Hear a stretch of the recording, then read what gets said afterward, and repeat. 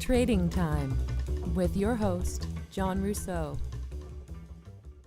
My guest today on Trading Time is Lyra Lurtz. She runs an amazing business called Habit and Kin. It's a cleaning and detail service for your home. I'm happy to have her on today to discuss her work experience, which is vast. Please enjoy my conversation with Lyra. Lyra, thank you for joining us today on Trading Time. You have a very unique set of skills that I want to honor and showcase today. You have a background in skilled trades in the culinary arts to start with, and I just want to go through your work history and tell me a bit about your life and your journey. Yeah. How far back do you want to go? Well, we started a conversation off a couple of weeks ago when we were talking about doing this discussion about the service industry. Yeah. And food service specifically. And I believe you started off in a bakery scenario. I did. On the Sunshine Coast, was it? Yeah, in Lund, BC. And it was my friend's mom's bakery. And we all started about at 12 years old. And is that legal? Am I allowed to say that? Can I say that? Is she going we to might jail have been now? a little younger than 12. But it was, what was it, the 90s. It was fine. And it was amazing. It was like the best experience ever. It was so fun. It was a great experience. It's a bunch of women baking and kids doing dishes. And I just stayed in that until I finished high school. And then I moved to Vancouver and went into the culinary world. And it was very different than the little wholesome bakery that I worked in when I was little. So it was definitely a different experience. You grew up in Lund? I did. Give me a sense of what that community is like. I've never been. I've seen it on a map. Yeah, it's kind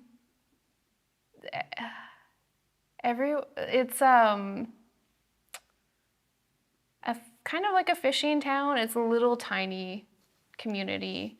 A lot of people who live out off the land. A lot of my stepdad is an oyster farmer, so we grew our own vegetables and fished and that sort of thing. So a lot of people end up there that want a different way of life that is more, I don't want to say relaxed, and more like just in tune with nature.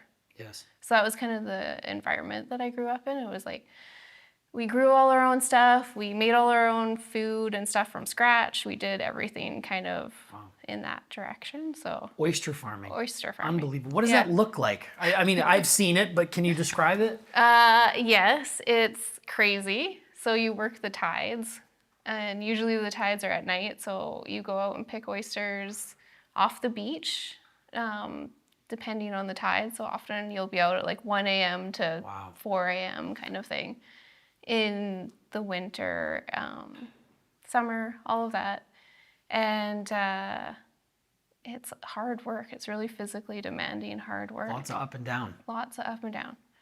And so they just roll in. They get swept into the program. Like, how are they getting up on the, how are you finding them? How do they get there? For my stepdad, he owns oyster farms, oyster leases. So you can apply for permits on different beaches, and you can own these permits. I think they're a lease. Like, you don't actually own the beach, but you can be the only person who can farm it. That's right.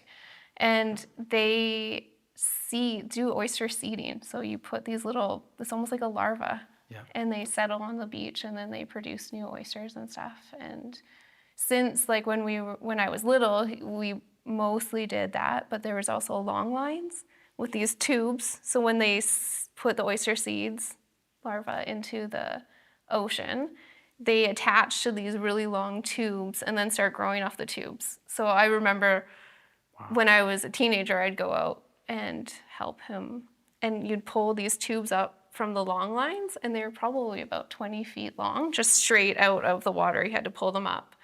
And if they bent, the oysters would fall off into the ocean. Oh, wow. And it's pretty crazy. Because I've seen, I don't know what, just giant poles Yeah. driven into the muck Yeah. for, is it mussel farming? It might be mussels. Mussels or clams or something like that. And they're just completely covered in them. It's crazy. I still don't understand how they don't just swim away, or the tide comes and like they just go away, but Wow. they make it work. I don't know. It's Amazing. Are they still on? Are they yeah, your parents still there? He's been oyster farming for, I'm gonna say like 40 years now. Unbelievable. 40. Yeah. It's crazy. And then you get like what is it, when algae blooms? Yes. And so you're constantly testing the water to see if it's like a whole science. I don't know. It's crazy. So Wow. yeah. Amazing. I mean, I love oysters. I don't know if you do or not, but once I have 2 other sisters, and we hated seafood when we were kids. And then once we moved to Vancouver and we realized like what we had, wow. we definitely learned to appreciate it in a different way. And I love oysters now too. And prawns, we used to have bowls like this of prawns for dinner, like all prawn season. Wow. And we were like, oh, we're tired of prawns. Too many spot prawns. Right? Now I'm like, oh my God, we're crazy. So yeah, it was, yeah. So that sounds like a really idyllic childhood.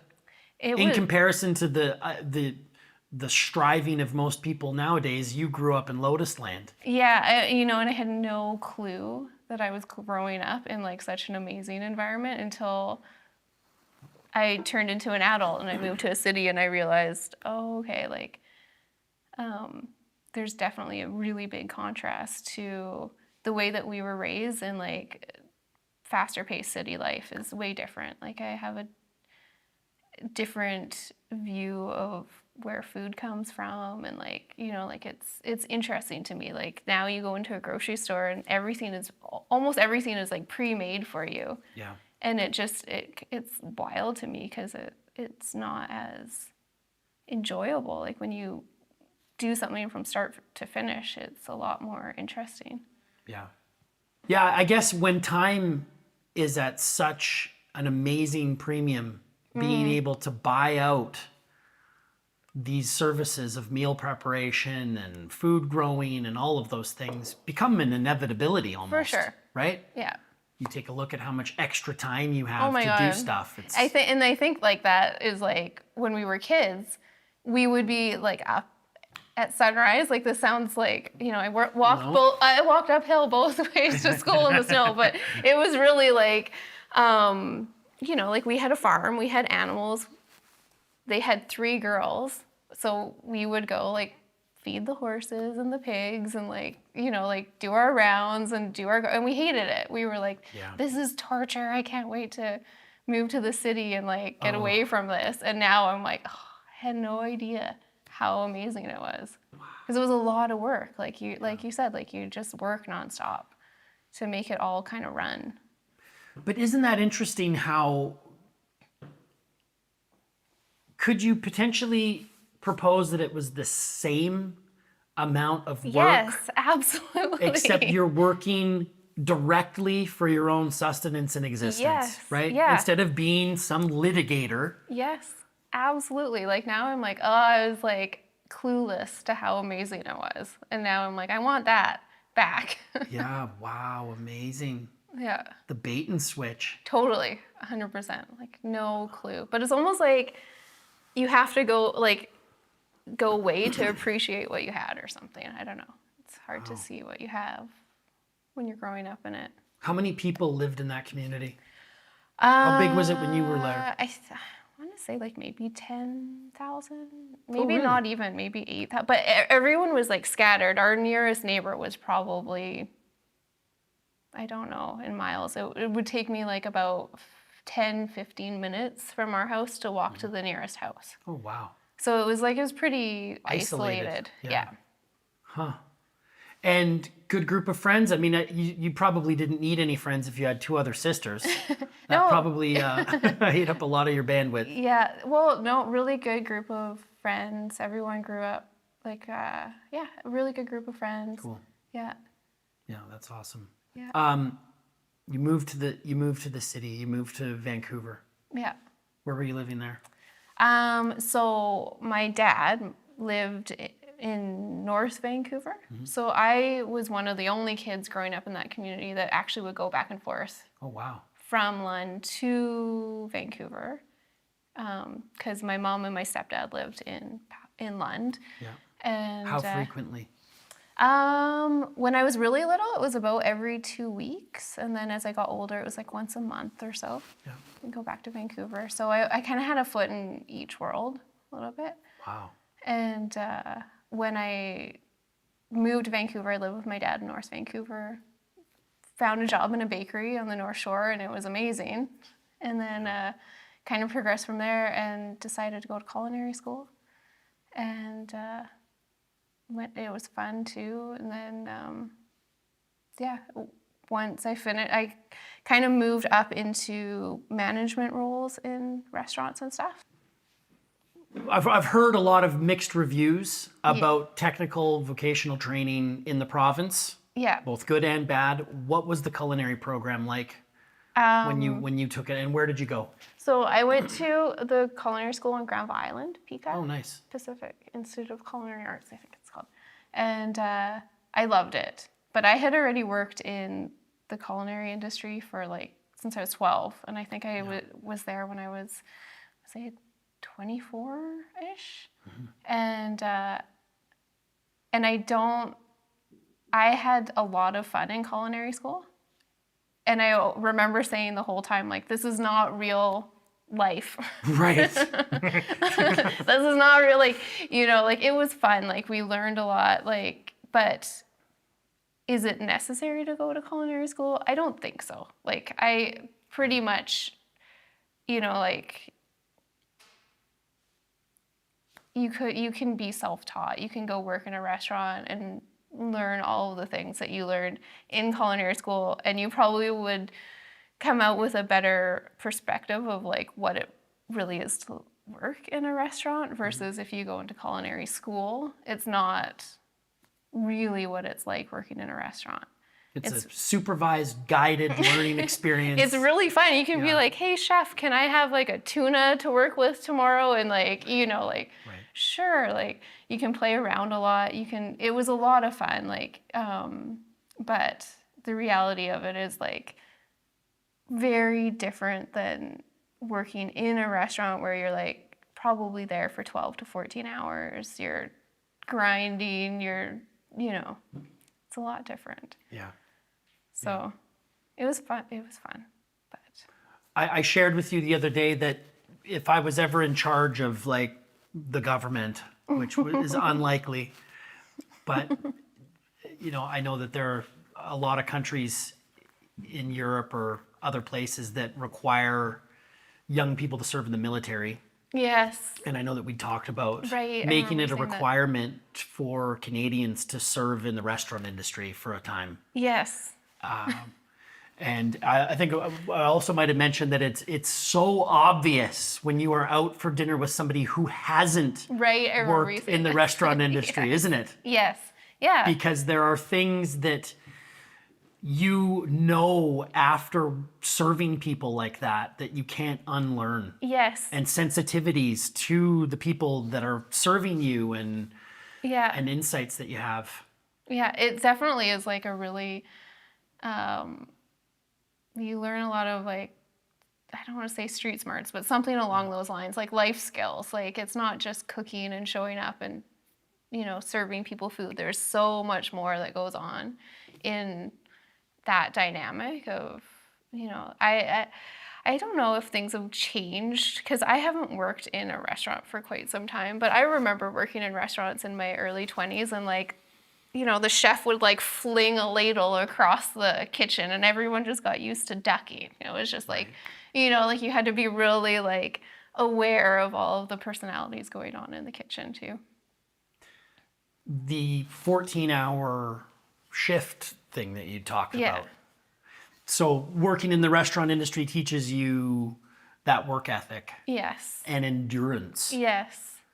Yeah. and how to pace yourself, but also how to perform on a deadline. Yeah. When we have these bills coming into the kitchen, you look at every single one of those has like, when did this come in? Yeah. Oh, it came in at 8:40. What time is it? Yeah. You know, there's like an expectation of service. We can't have these people sitting in the dining room. I gotta get this food out. Right. And that. There's a high pressure. Like Whoa. it's very high pressure for such a short window of time every day. And and if one little thing throws off like your workflow, then it can disrupt the whole night. It can, you get really good at adapting and like learning how to fix things before they even break, kind of. You're like, oh, okay, like I can see that might be a potential problem. Like maybe you are running out of French fries and you're like, we only have 2 buckets of fries left. Like it's a heavy fry night, it sounds silly, but you're like, I gotta get someone.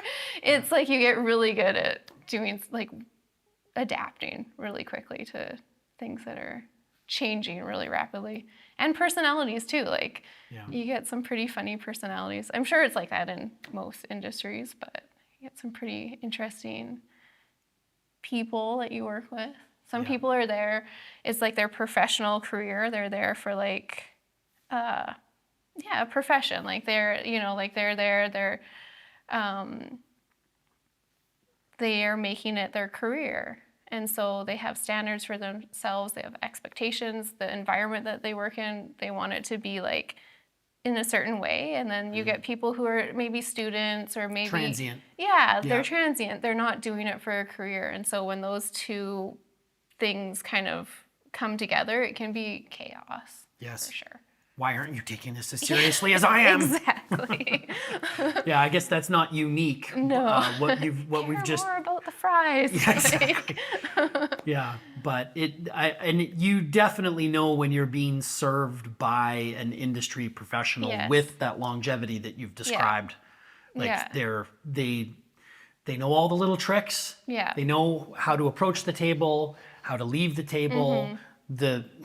You immediately know when you're being served by one of these people by the way they're carrying plates, by the way they're clearing, by the way they're talking to you. Like servers especially, they're like amazing to watch. Like some of the professional ones, they carry these trays that you're like, how is that even possible? Gravity should send it completely over, or like, and they're just like, it's beautiful when you watch like the flow going in a smooth, like nice way.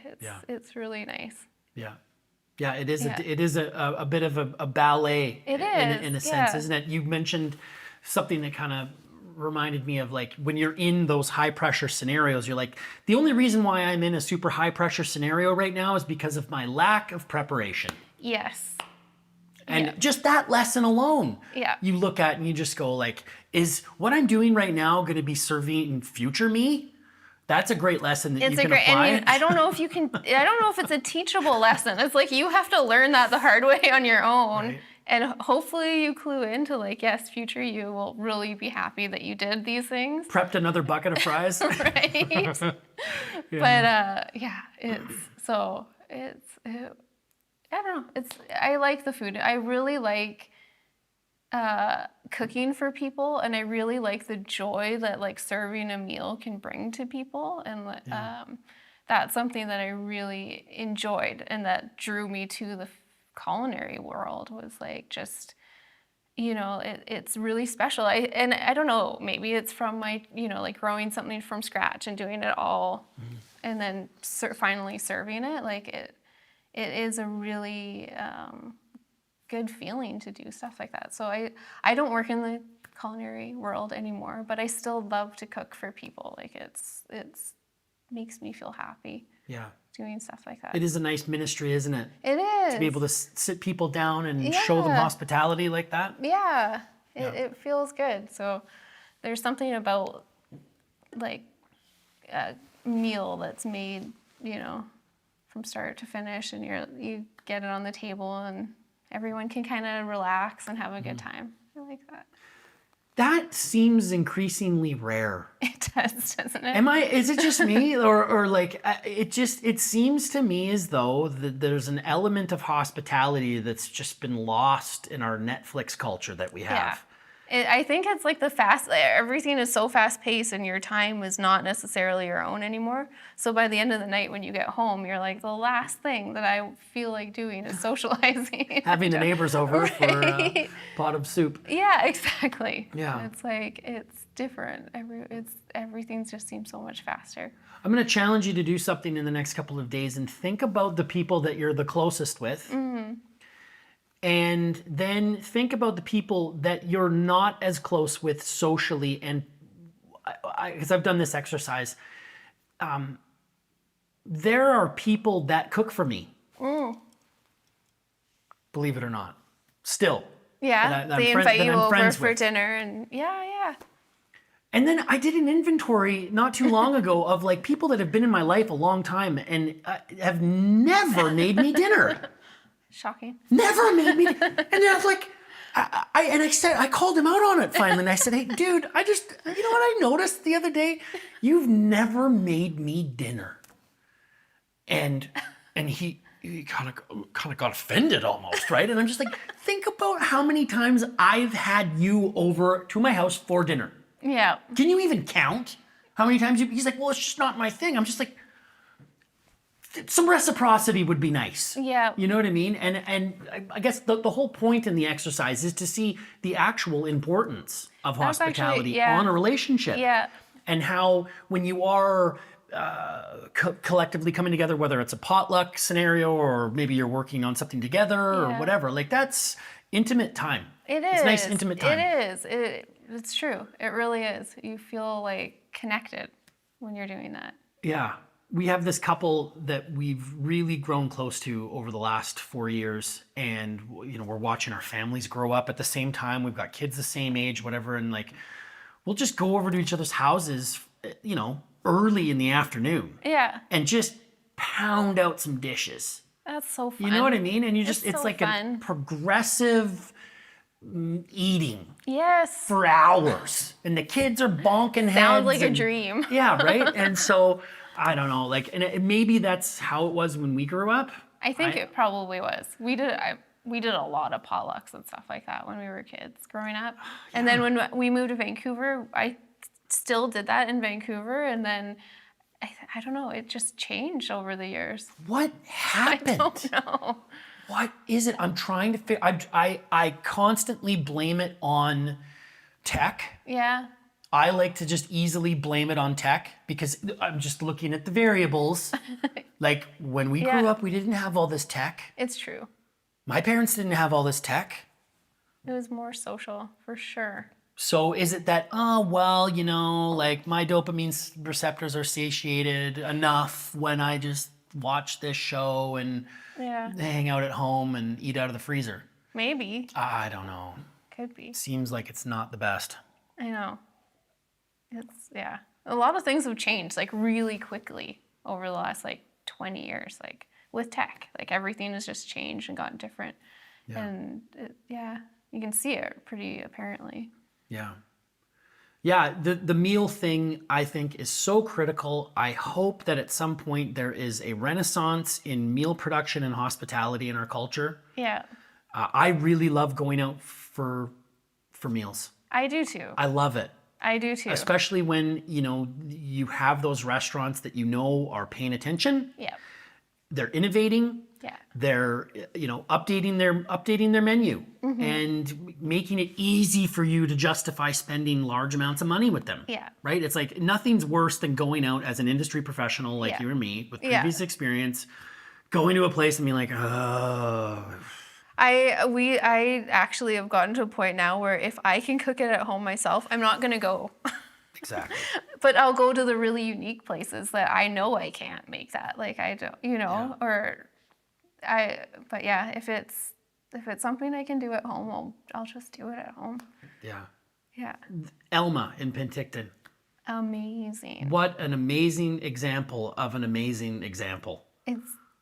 Yes. The innovation, the flavor profiles, the constantly changing of the menu, the environment, like It's beautiful. They're doing such a beautiful job.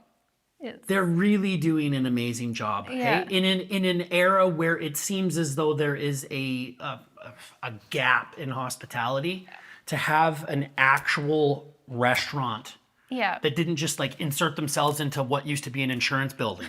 You know, like a purpose-built restaurant. Yes. What a concept. It's amazing that we have it in Penticton. It is, isn't it? Yeah. Have you been there recently? I haven't been there since the break. Yeah. Oh, I haven't been there since the break, but I think I went in November. And their ingredients that they use in their, like, it's so good. Like, it's stuff that you wouldn't try, stuff that you probably wouldn't even be able to get at a grocery store. You know, like, it's amazing. The flavor profiles are like... You'd have to know somebody that knew that spice existed. Yeah. Know where to get it. Right. And have some of it in order to try that flavor. Totally. And that's what they've done there, isn't it? Yeah. So, I don't know about you if you've had this experience in that restaurant specifically, but like you walk up to this beautiful building, it's busy inside, it's exciting to see people communing like that, but then you go like upstairs and you turn at the corner up the staircase and you look and there's the bar, and the bar looks really beautiful and there's someone beautiful behind it making a drink. But then you look out toward the lake. I don't know, like I felt like I was in I was in an AI environment. Cuz I'm like, where are we right now? I feel like I'm in a different country. So, and I think that's really what's missing in that hospitality experience is the whole sensory change. Yeah. That is required for you to be able to like fall in love with a place. Yeah, and justifying like what you said, like a lot of the prices, just overall, like we've experienced like inflation since COVID going up, and so like to justify the prices of those things, you want a full sensory overload when you go out to dine. You know, it's like yes, you do. You do, and then you're like, oh, this is amazing. Like this is beautiful. I love everything about this. If you go, you know, like. If you go and like like we go to Kelowna sometimes and we're like, oh, should we just like go get a burger or something? It's like a $25 burger and you're like, I don't know if I like this. Like, this makes me sad. I don't know, you know? So it's interesting to see how the culinary world continues to grow and develop. It's really interesting to see it. Yeah, it is. It is. I it's shocking to me that looking back at. Did you ever live in Summerland? No. Did you visit often or? I didn't. Because your husband's from here? He's from here, yeah. Yeah. So we would come up like once or so in the summers, Yeah. but I actually never experienced winter in the Okanagan until I lived here. Oh, wow. Yeah. It's like quite different. Very different Quite from the different. coast, very different. I was like, what did I do? A moment of regret. Yeah, I was like, oh no. But it's beautiful. Now I'm used to it. It's beautiful. Yeah. But In Summerland, we used to have two really amazing restaurants that had like really awesome chefs that cared, and teams that they assembled that cared, and a hospitality experience. And that was like 20 years ago. Yeah. And our population has grown. Yeah. There are more young professionals and so on. The restaurant and hospitality offering locally is embarrassing. You'd think that it would be better. Yeah, there's a lot of opportunity for it, that's for sure. There's a lot of opportunity for it. Yeah. Yeah. And you worked in the restaurant industry, right? Yeah. For a while? Yeah. In the kitchen and in service as well. Oh, okay. Which I think is important to do both. Yeah. But yeah, it just seems like with the evolution of our industries and everything else, you'd think that there would be somebody willing to take a chance the way Alma did in Penticton. I think More so. Yeah. You know what I mean? Yeah. Like, I don't We know. always joke, like, when I went when I worked in the bakery and then I went to culinary school and I went with like the sole purpose of having my own cafe or restaurant. Really? I did. I was like, this is amazing. I love this. Like, it's such a great environment. Like when I worked in the bakery and then when I went to culinary school, like I kind of had seen both sides of the coin, right? But I was still like, I want to have my own restaurant. And then by the time I came out of culinary school, I was like, not a chance. Really? Do I want my own restaurant? You have to be, we always joke, like people who open restaurants are people who have never worked in the industry.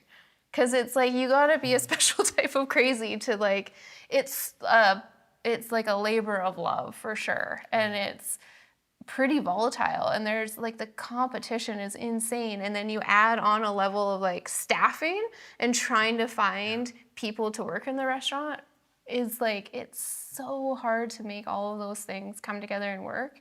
And like the profit margin is so small compared to how much you're putting out that it's really hard to make a restaurant work and make a go of it. It's like a marathon, you know, you're not sprinting anywhere. You got to really know it's going to take 5 or 10 years to like of grinding to get it to where you want it to be.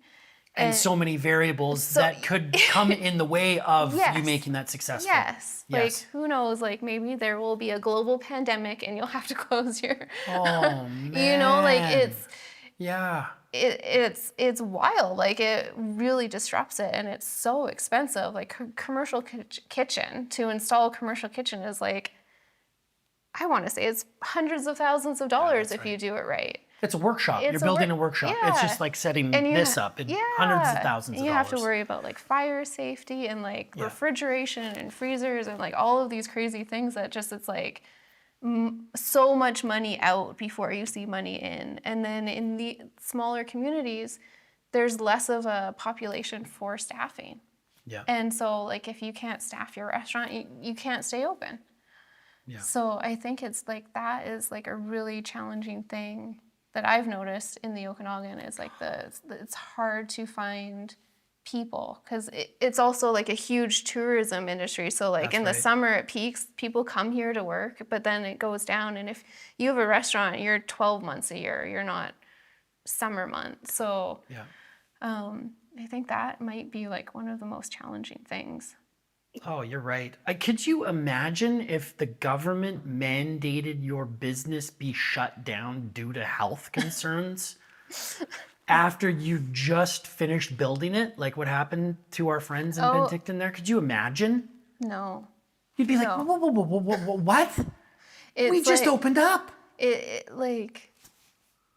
COVID was a crazy time, hey, for that? Like, what? That was insane to think about, being able to shut down vast sectors of the economy. It still baffles my mind to think about that actually happened.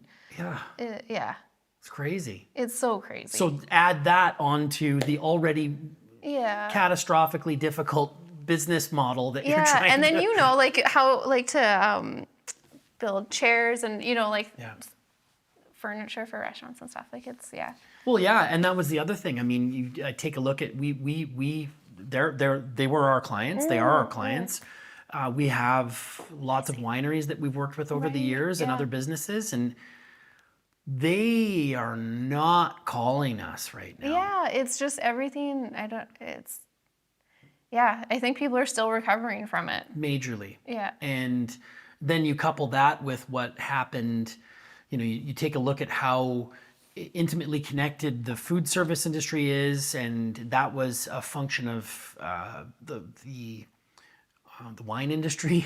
Yes. And the wine industry just lost 90% or more of their vines. I saw that happening. That was crazy. And so then you think like, okay, well, if this is a symbiotic relationship these two industries have, like, does the hospitality industry rebound from this? Why are people coming here? Like, and so when you hear these tourism numbers coming in, I heard tourism 38% down. Oh, okay. Like I didn't hear major.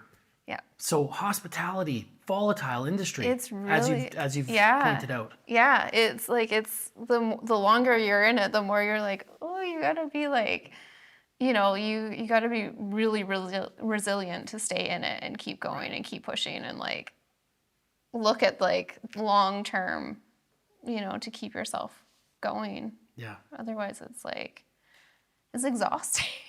Yeah. Somebody told me how to become a millionaire one time. Start off as a billionaire and then buy a winery. Yes. Or a restaurant, Yeah. right? And so, but it's really too bad because, you know, I've also talked to other people as well that talk about the importance of hospitality culturally. Like one of our guests spent a lot of time in Spain. Oh, yeah. And just like, you know, that was the whole thing. Like we get Yes. together in our little restaurant, these little plates of food come out. There's a guy playing a guitar over here. Yeah. We're talking. Yeah. We're doing business. Yeah. Our kids are running around. Yeah. Beautiful. It's like the glue that ties everything together, I think. Like it really like, you know, especially in European countries, like Right. the food, it's just, I don't know, you can sit down and like you said, you know, spend hours and hours eating and like it's such a enjoyable experience to do that. And I don't know if we really do that in North America the way that they do it in Europe. It's not the same. No, it isn't. I guess another question that I have is like from an ambiance perspective, you know, like if we are not purposefully creating these spaces. Yeah, that makes sense. Yes. Right? Yes. You know, then you're like, well, how much time am I really going to want to spend in that building that, like I said, used to be an insurance broker? Yeah. You know, I'm just going to go in there, I'm going to eat, I'm going to leave. Yes. Right? Versus what you just described in Europe, where it's like, no, this has like been a restaurant for like 300 years, and it's in this like plaza. Yes. And all these other like contemporary synergistic businesses are all around, and we're sitting here, and somebody's serving me a latte, and Yes.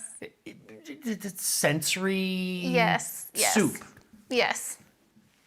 So are we able to execute that here? I think a lot of entrepreneurs and developers have tried to do that with the winery thing here. But again, like you alluded to, look what it's like outside right now. Yeah. You're making money 90 days of the year. Yeah. That's your ability to make money is for such a short period of time. Like, that's that, and that adds again. You to have that to get really hypervolatility. clever at diversifying what you're doing so you can make money 12 months a year, but Right. your primary focus is like your winery or whatever. But then what are you going to do the other 9 months of the year? Yeah. You have had a lot of different diverse entrepreneurial quests. Yes. We've talked I about the have. restaurant industry. You also had a boutique on Main Street in Penticton. Why don't we talk about that? Yeah, so I opened it when my family moved up here in 2017, and I had my daughter was about 5 months old when I opened it. Oh, wow. So that's That's brave. I didn't really think it would be challenging Kids until would change your life? right.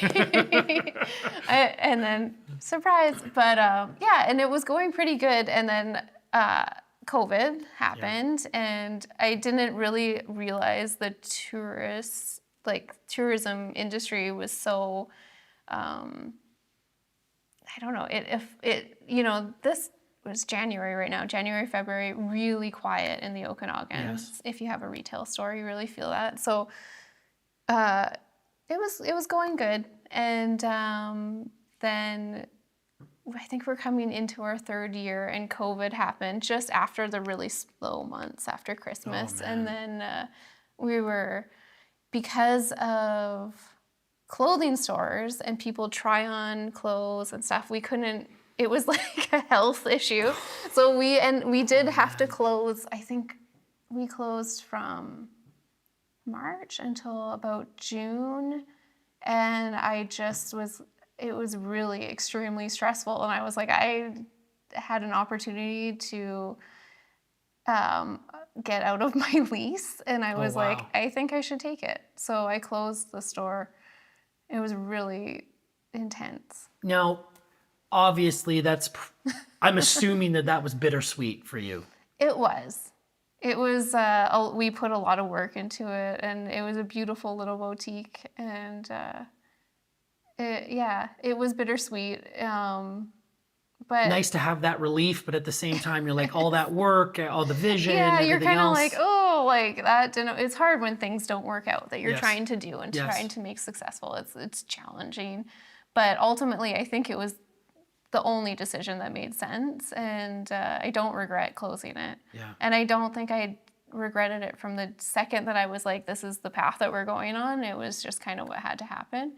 But it was definitely like, I remember that feeling when COVID was happening. And I didn't really realize in the beginning of it that it was going to be as serious as it ended up being for globally, the whole world. It was really intense. So yeah, I just remember thinking like, oh, like people can't try clothes on, or if they try clothes on, then we have to steam them and then we have to put those clothes into storage. I think it was for 72 hours or something before we could put them back out.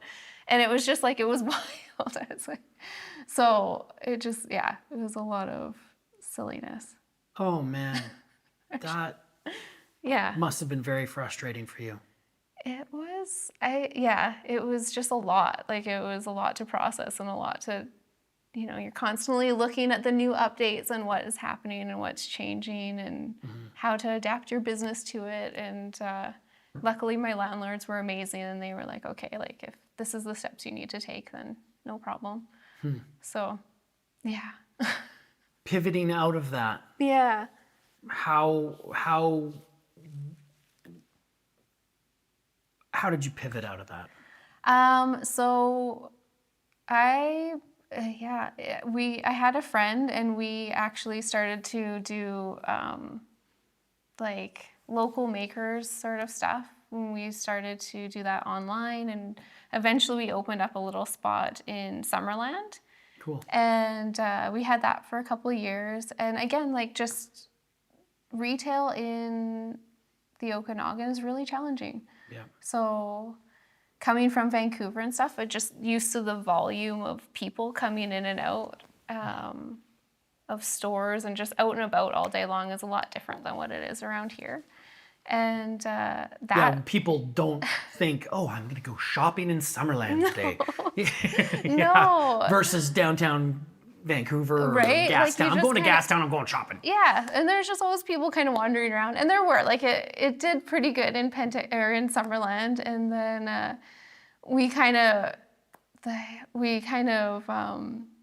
it got to, I think just like the retail being in one spot, it just got to be like, is this what we want to be doing with our time kind of thing? Yeah. And so we decided to move on from that. And I didn't know what I was going to do. By this time, my daughter was five. And my husband was working out of town in Prince George. So one of the really hard components that I had throughout all of these working experiences or businesses experiences in Penticton and the Okanagan was juggling the care of her and owning and operating a business. It was really challenging because, you know, kids get sick, you got to stay home, you got to juggle that sort of stuff. And my husband was working out of town in Prince George for a couple years. So it was like 10 on, 10 away, 3 home. Whoa. So it's like, it was insane. Yeah, it was hard. Were 3 of those days, those were home days? Travel days. I think he would get, trying to think now. I think it was like he'd get home on late Thursday night and then he'd leave Sunday. That's kind of thing. terrible. Yeah, it was insane. That is terrible. So that was like kind of coupled in with like owning and operating and trying to juggle everything. It was like there was a lot of moving parts going on. So what did you do about the childcare thing during those times? I stayed home with her. Did you have do you have family? Like any family to help with that? Not really, no. Whoa. So as my daughter got older, we had some friends that she could go. We kind of did a really good, I have some really amazing friends in Penticton that have daughters too. And so, you know, as the kids got a little older, because you can't send like a 7-month-old to someone's house. No. You know, but when she was about 4, she could go over to someone's house for a little longer. But if she was sick, like I would stay home with her. And one thing, I've always put her kind of first in everything. So if I had to stay home with her, I would, the other things would kind of slow down. Like I would close the shop or Yes, like that sort of, which isn't good for a business either. It needs to stay consistently open, proper hours and stuff. But where was I going with this? Yeah, I don't know what I was gonna say. Well, I just had this conversation with a good friend who spent the holidays down in Vancouver. Yeah. They were having the conversation about exactly what you just brought up. Yeah. About how, they're both working. Yes. But by the time, and I'm sure you've heard this discussion before, by the time they do the math on childcare and logistics and dropping them off and picking them up and this and that and the other thing, she's making $50 a month. Yeah. Like, yeah. well, it's gone. Yeah. $50 a month, like what's that gonna, that does nothing for us. So why don't you just stay home and raise your kid? Yeah. Was the question that was proposed. Yes. By my friend who was telling me this, it just doesn't make, there's just It's economically expensive. no sense. Yes. For sure. So, and like, what are the childcare options like in Penticton? Like, did you ever have to buy the service out to be able to be an entrepreneur? When I had my boutique in Penticton, she was in a daycare at that point. I think she was like, towards the end when COVID happened, she was in a daycare, not when it first opened. So it was me, and I never had babysitters. I tried a few, and it just didn't click, I really like spending time with my daughter, and to outsource that, I was like, I don't know. So, but as she got older, she started to go to pre-K, which was great, and then she's in school, and when I closed the shop in Summerland, I was like, I'm not a good person at sitting still and not working. Yeah. So I started a cleaning company. Amazing. Yeah. Which is like a service that everybody needs all the time. Yeah. And I was like, as a mom who was super busy, and like one component that I could never stay on top of because there's all these moving parts going on, was like, wouldn't it be amazing if I had help cleaning? And I love, so and it's a type of service too, that it's like, if your kid's sick, you can call the person whose home you're supposed to be going to and be, I'm sorry, my child's sick today.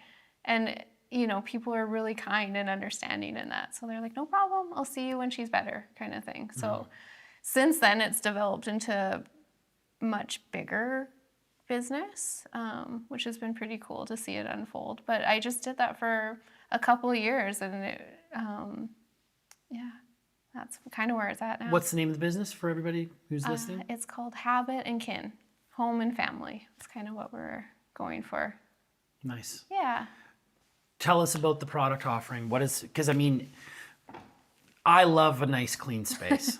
I really do. I think that you're able to think more clearly. Yeah. I think you're able to be more productive in a nice clean space. Yeah. Also, I found in my business that I never know who's going to show up. Yeah. I've had really expensive people call and want to show up to my business and have really expensive discussions. Like, yeah. So having it look a certain way all the time is nice. Yeah.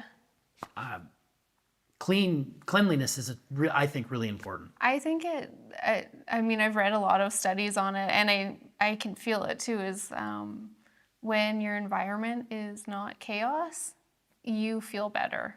And it really, it's like a stress reliever kind of thing when you're organized, when your space is organized. And I kind of found that throughout all of that, businesses opening and closing and stuff, if my home was kind of organized, or if I, took time to clean my environment, I could kind of manage everything that was going on better. And once, I was like, what can I do now that, the brick and mortar shop is closed? Like I came out of all of that really, really feeling strongly that brick and mortar is really challenging. Like you show up to the same place every day. You're kind of like in one little spot. Right. And I think given my entire work experience, my personality does really good when I'm moving around and I'm able to like kind of continuously move and be productive. Yes. If I, like, and cleaning kind of came to mind, and it was like, I don't know how many people over the years I heard that was like, oh, how amazing would it be? I wish I could have someone come in and like clean my home, just a couple hours, help with the chaos. Yes. And I took that to note. And so when I transitioned into cleaning, it was kind of with that intent of helping people's environments be a little calmer, a little less chaotic. You can come home from a crazy day and be like, oh, this is nice. We use your service in our home. I believe it's every 2 weeks. Yeah. And when I come in after, and we like to keep the house tidy, but we also have 2 daughters who don't like to keep the house tidy. When we come into the home after your crew has been through, it is exactly as you've just described. Oh, good. It's just like this is nice. This is really nice. Thank you. Feel like Thank you very much. It's like, I don't know, like I find like as adults, like we, like you're doing so much, like you're kind of giving. And then this is kind of like something for you, like you're like, Right. oh, like I'm giving myself something. Like this is a little treat for me. I can come home. My house is like, it feels good. And, like it's almost like, I don't know, it's nice. It is. It's a nice little gift you can give yourself. Yeah. Absolutely. That's a great way of putting it. Yeah. You could probably expand the business to be able to like, would you like us to deliver flowers when we come? Would you like it? How about a box of chocolates?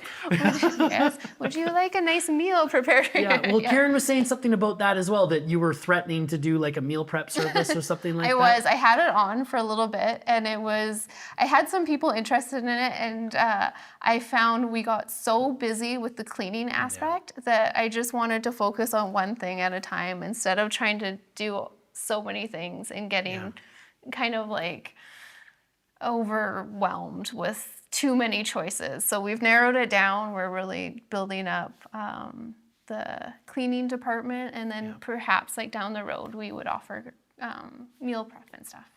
That is it's a really interesting predicament that we're in the Okanagan, and you touched on it earlier about diversification. Yeah. You have to have a certain set of problems that you're solving for people. Yeah. Yeah. And in order to find out which problems people are having more than others, yeah, i.e. more sales than others in your business, yeah, you really have to put in a lot of time to be able to develop that. You do. You really do. And think like, okay, well, what's gonna hit? Like, what do people actually really need? And what makes a real difference? Yeah. And you can think that like adding a meal service or whatever would be a good hit, but then the logistics of it are a nightmare, because now you need a production kitchen and you need staff for that, and then you need harbos to transport everything, and you're like, do I want to do this or do I want to focus on this? And we and I did it a few times, is rather than have a commercial kitchen and do the prep outside of the home, we would come in and do meal prep from the home. Okay. So we had seniors that were really interested and used that program, which was like, we'd come and make like salad, and like, if you have mobility issues and stuff and you have a hard time chopping and stuff, we'll come in and help you chop things. And we still get asked about it, but at this time it's just we've gotten so busy that it's like we can't focus on that yet, but it doesn't mean never, because I do love the food industry, and it'd be interesting to incorporate that in at some point. Yeah, and maybe an opportunity for you to dovetail your business with another successful business that's already doing that. That's actually a good idea, because it's like, and then you go back to the staffing, and then you have to find people who can, Do I want to be responsible for more different types of staff? Yes. Yeah. Yeah, it's a lot. So crazy. Yeah. Well, no, that's really great. We love the service that you offer. Thank you. Yeah. Thank you for that. That's really awesome. What's it like living in the Okanagan? How long have you been here? You've been here since 2017. Yeah. So, I mean, 8 years Yeah. now.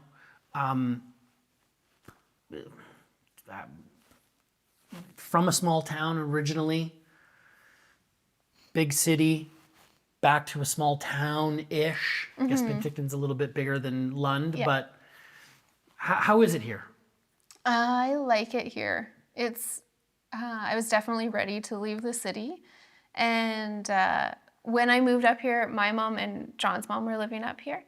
My mom since moved back to the coast. Oh, really? Yeah. She found the smoke up here was hard on her. Oh. So I like it up here. It's really nice. It's different than the coast. In ways that I didn't expect, which were like, I used to do on the coast, like we go hiking all the time and you don't really think about things, but when you go hiking here, you're like, oh, there's cactuses and there's rattlesnakes and there are cougar, like there's cougars on the coast, but they're like, you never see one, but like the other night there was one in our backyard kind of thing. Wow, really? So, yeah. So those things have been interesting to get used to. But kind of cool. Like it's really neat. It's way different than the coast, and I like it.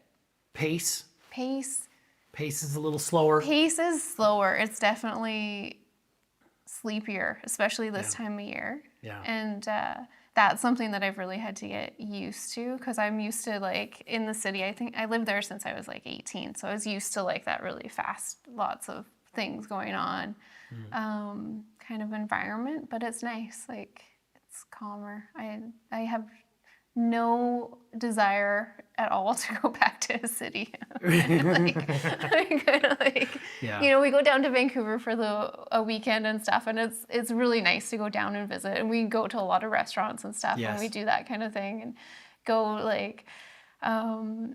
You know, there's lots of like art museums and stuff in the city that we love to go and check out, which isn't really here. No. Which we kind of miss. But other than that, it's really nice. Yeah, cool. Yeah. Well, that's great. Yeah, I like seeing the younger families doing exactly what you just described. You know, we have a lot of friends that moved to the city when they were younger. They're like, I gotta get out of a small town, and then they have a family and grow up a bit, and they're like, I gotta get back to the Okanagan as fast as possible. That's basically, as soon as our daughter was born, we were like I think she was like a month old maybe, and we put our house up for sale, and we were like, we gotta get out of here. Yeah. Like, I couldn't visualize having like a baby in the city. It was, Well, and it is really great too, because, you know, when you see that energy shift where you have these, you know, a lot of the friends that we know that have moved back are entrepreneurial. Yeah. Right? They're business minded. They want to come back. They're like, this was the business that we were doing in the city, blah, blah, blah. Let's transition, blah, blah, blah. I think that that's going to further expand the business offering and service offering that we have in the Okanagan, which is great. It's been pretty cool watching Penticton over the last like 7 or 8 years. I don't know how long you've lived up here. My whole life I've lived in the valley, yeah. So like you must have seen it too. Like, but just in the short time that I've lived here, the downtown in Penticton is like, it's so cool. Like younger. There's so many like cool buildings going up, and there's like a little core going on down there, and it's like there's some energy down there. It's fun. It is. It's good. It's really good. It's exciting to see. It's exciting time to be in business. Yeah. In the Okanagan for sure. Thank you very much for coming in and sharing your story. Yeah. It was great to talk to you and get some more insight and to hear where you've come from. And I love BC. I do too. Just to hear you talk about living on the coast and all of that, that was a really beautiful story. Yeah, it was great. It's cool down there. Yeah, cool. Awesome, Lyra. Thank you so much. Yeah, my pleasure.